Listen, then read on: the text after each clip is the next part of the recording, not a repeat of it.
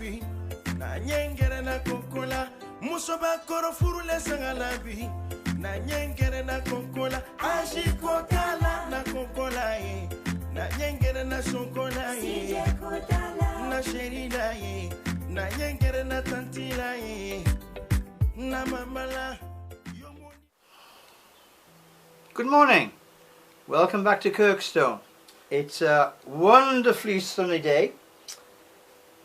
As I film this, it's early April, and today we're going to start a longish, but not very long, series revolving around the genus Echeveria.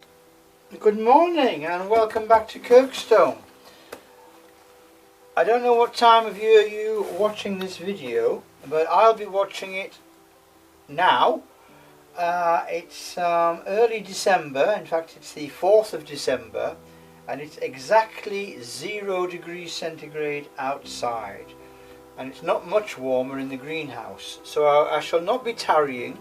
I shall be moving through this with a modicum of both efficiency and grace. I have no idea what it is because I've misplaced the label, so this will be as much of a surprise to me as it is to you.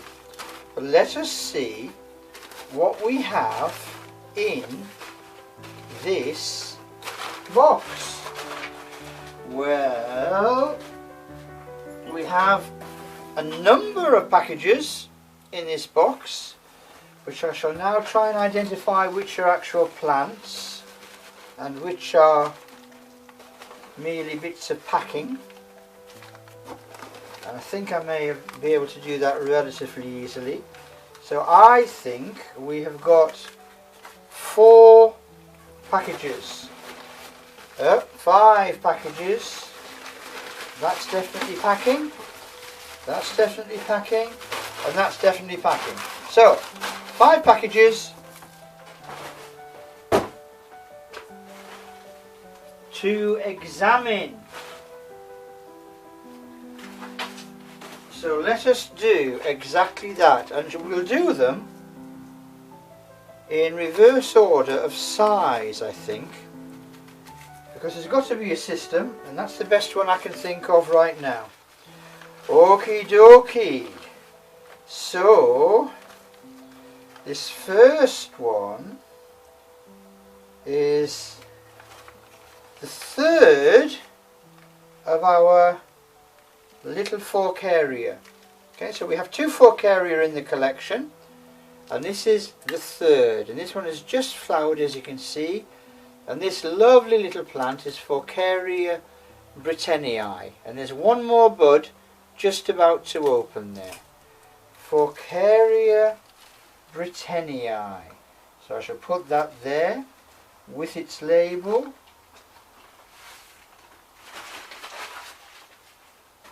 Right, the next biggest is this one, and this one. Ooh, that's nice. That's very nice indeed. Okay, it's obviously been growing in quite a small pot, and the label has become detached, but this one doesn't have a label, so by process of elimination, the plant without a label and the label without a plant are likely to go together. And I don't know if you can read this, but this is the very first Echeveria in our collection. It might be the second, but it's the first one we've bought as part of the overall deliberate Echeveria expansion program. And this gorgeous dark-skinned plant is Echeveria affinis. Affinis. And isn't that fabulous? Dark purple on the outside and super dark green on the inside. That is a great plant. Really, really like that. Okay, so put that with its label, Echeveria affinis. Okay, the next biggest package. There's a label falling on the floor. Is an Echeveria relative, which we're also pursuing, and this is a Pachyphytum. Okay, the so-called thick plant. Lovely name, isn't it? Well, this is Pachyphytum bracteosum. It's got the typical thick, fleshy Pachyphytum leaves, and you can see it's already branching from below. Pachyphytum bracteosum, and that is the second Pachyphytum in the collection, but like the Echeveria, the first of our deliberate Pachyphytum collection that we're building up. So we're looking at Echeveria, we're looking at Pachyphytum, we're looking at Orostachys, we're looking at some of the hybrids like Pachyveria and Sediveria, the intergeneric hybrid group, and basically we're doing a very deliberate attempt to add a few members of the Crassulaceae which aren't represented. We've got a good collection of dwarf crassulas now, and we've got a good collection of Adromiscus from South Africa. Whoa, look at that! That's a doozy woozy. That's a really big and spectacular plant. That's almost aloe sized, isn't it? Yeah, I'm probably, to the Echeveria specialists amongst you, I'm probably displaying my ignorance now, because I really don't know a massive amount about what sizes these plants get to. And this lovely plant, this very fresh green and fleshy leaf plant, is Echeveria mexicana, the Mexican Echeveria, which obviously most of them are. The other genus which I neglected to mention there in my flying introductory overview was Dudleya. And we don't have any Dudleyas now, but it is a plant that I'm actively looking for. And finally, look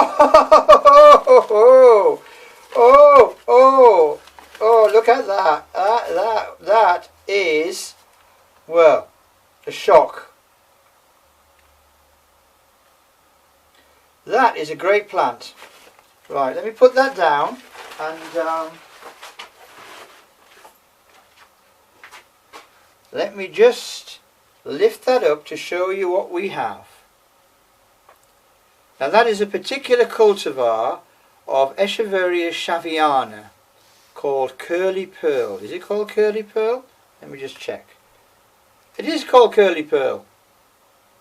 I remembered from the order. And that is absolutely superb. Look at that.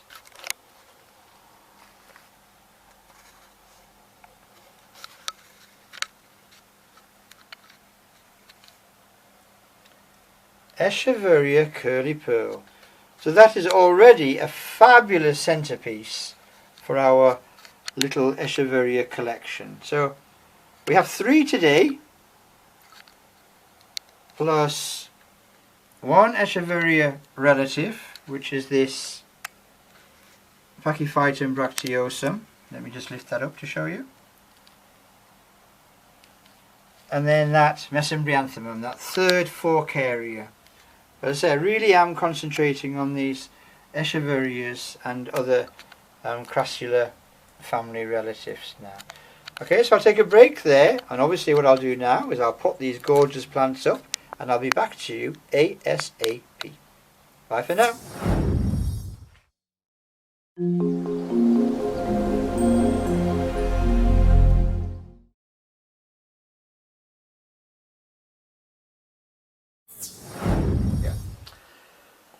Echeveria and I have had a checkered history. It was not a genus that I was particularly interested in.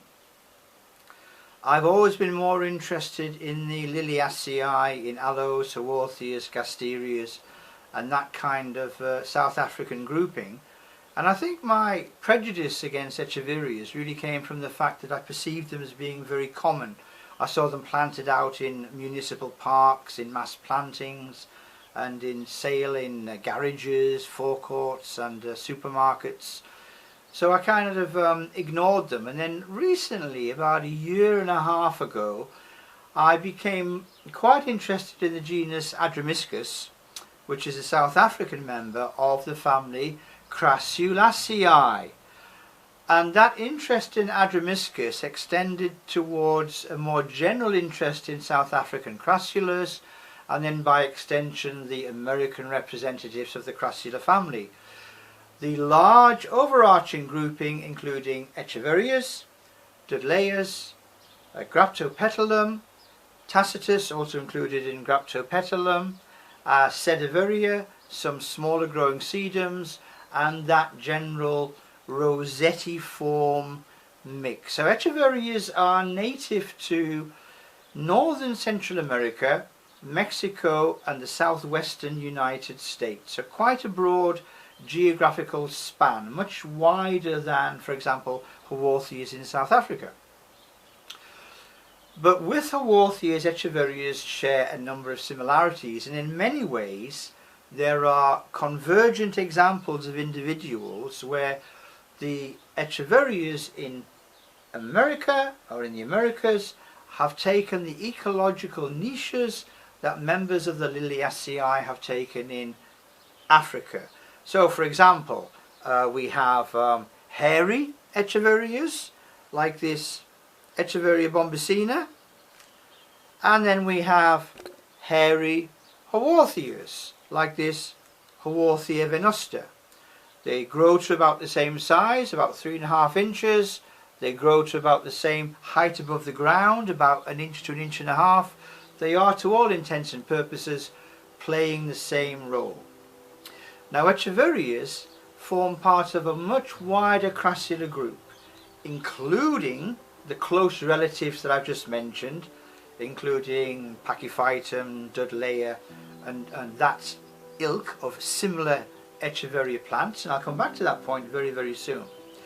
They also, of course, take a botanical relationship to a much wider geographical form, with the inclusion of Madagascan, African and Asian plants like Kalanchoe, like this Kalanchoe tomentosa, and with several other similar groups in other parts of the world, like the Ionium and Grenovias from the Canary Islands, like this Grenovia diotrantalis, which is now Ionium diotrantalis.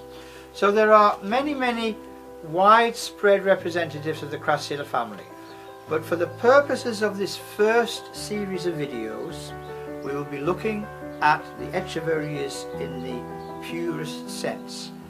But very briefly, because we will be coming back to these points later on, there is something problematical about the definition of the word Echeveria in terms of botany. Because with the advent of genetic research and scanning electron microscopes and men in white coats making decisions about the names of plants, Echeveria has been designated a polyphyletic group. What? The genus Echeveria has been designated a polyphyletic group, which means that there is no common ancestor to Echeveria. So what? So what, says you? Okay, let's wind back very, very quickly. My name is Arthur Dixon. Now just imagine my name was Dixon Arthur. Dixon would be the genus name, Arthur would be the species name. And theoretically, if you checked all the Dixon's ancestry back in time, there would be one person called Dixon, or one relationship called Dixon, from whom all the Dixons were descended. Yeah? Make sense? Ish, kind of? Right. In Echeveria, there is no common ancestor. There are probably about 4 or 5 different genetic strains within what we understand to be the overarching Echeveria grouping. And within that there is a group of Echeverias which are actually quite close to Pachyphytum. Well, for example, if we look at this lovely white thick-leaved Echeveria lowii, it looks quite similar to this lovely white thick-leaved Pachyphytum. And in fact, the Pachyphytum is much closer to about 9 or 10 species of Echeverias than those Echeverias are to other Echeverias. In the same way, there are some Echeverias which are very close in relationship to a genus called Sediveria. And within the Sediveria, and that section of the Echeveria, they're very close, not surprisingly, to the genus Sedum. So at some point in time, the genus Echeveria will have to be split in exactly the same way as Haworthia was split into Tulista and into Haworthiopsis.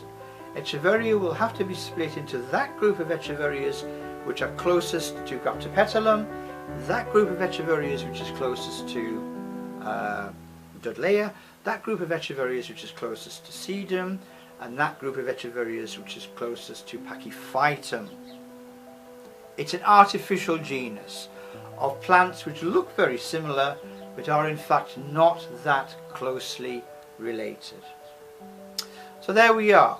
So in South Africa we have wonderful plants like Adramyscus, like this Adramyscus trigynus, and in other parts of the world we have other members of the Crassula family, but the dominant representative of the Crassulaceae in Central America, in Mexico, and in the southwest of the United States is the genus Echeveria. Widespread, many species, but to rehash, that group will have to be subdivided.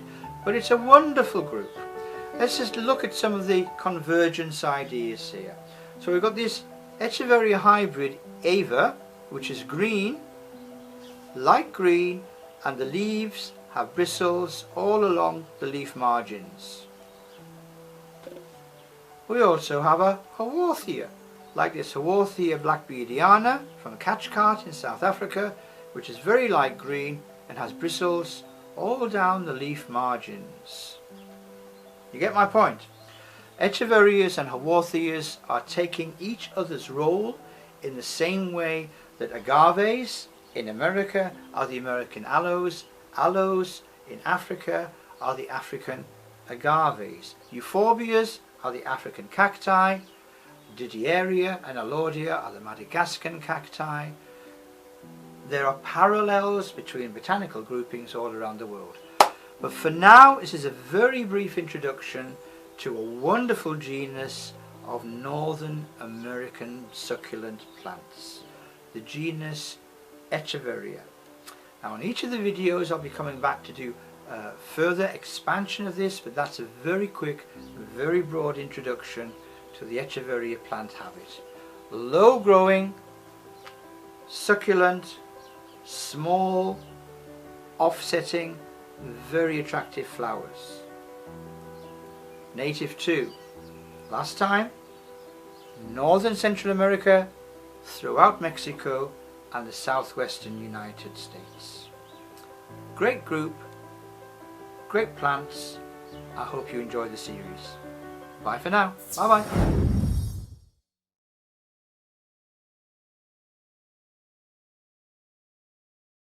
There we are, 5 minutes later, 5 absolutely superb plants.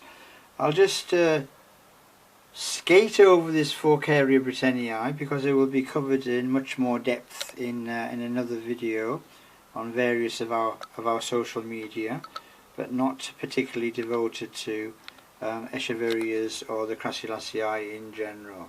So it's a lovely plant, but we're going to move swiftly on. And we've got this very dark Echeveria affinis. I mean, it's those of you who've been watching my videos for a while, the videos that we make here at Kirkstone, will know that I have an absolute fascination for convergent evolution, how plants from completely different biological groups, taxonomically distinct and separate, and often geographically very distinct as well, can look almost exactly the same. They've come to converge because the ecological conditions in which they grow are identical. Therefore the plants have evolved to fulfill an identical function, even if they're not related. So a dicotyledon like an Ariocarpus, like Ariocarpus Scapharostrus or Retusus longituberosus, or indeed Trigonus, will look amazingly like this plant, which also looks morphologically amazingly like both Haworthia, Haworthiopsis limifolia umboensis, and also like tulisters, various of the tubercle-less tulisters, the plain ones like marginata. So that's an amazingly coloured plant with a purple on the outside. Though it's a bit dusty now, it needs a good clean. A dark purple on the outside and that very, very dark green in the centre. So that's Echeveria affinis. And then I should have gone here first really and kept the Echeverias together. So this is a typical thick-leaved Pachyphytum. Okay, so this particular one is Pachyphytum bracteosum. And then we had that large and very impressive Echeveria mexicana. Very, very nice plant indeed. And then the pièce de résistance, that particular cultivar of Echeveria shaviana, which has always been one of the most spectacular Echeverias, of course. And this is Echeveria curly pearl, and it really is an absolutely stunning plant. It's about 5.5 inches across, nice and flat, absolutely amazing. Love it to bits.